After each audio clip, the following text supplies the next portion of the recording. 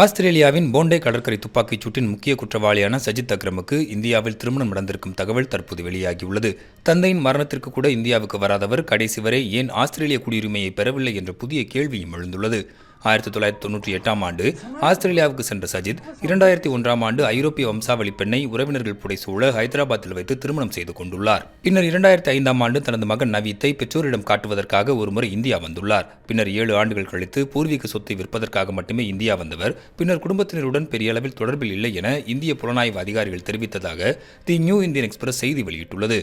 சஜித்தின் குடும்பத்தினரிடம் நடத்தப்பட்ட விசாரணையில் அவரின் இந்த செயலால் அவர்கள் அதிர்ச்சியில் உறைந்து போயிருப்பதாகவும் வீட்டை விட்டு வெளியில் செல்வதே இல்லை எனவும் சஜித் இப்படி செய்வார் என சற்றும் எதிர்பார்க்கவில்லை எனவும் தெரிவித்துள்ளனர்.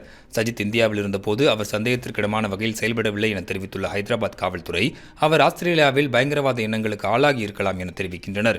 மேலும் பலமுறை விண்ணப்பித்தும் அவருக்கு ஆஸ்திரேலிய குடியுரிமை கிடைக்கவில்லை என்பதும் விசாரணையில் தெரியவந்துள்ளது.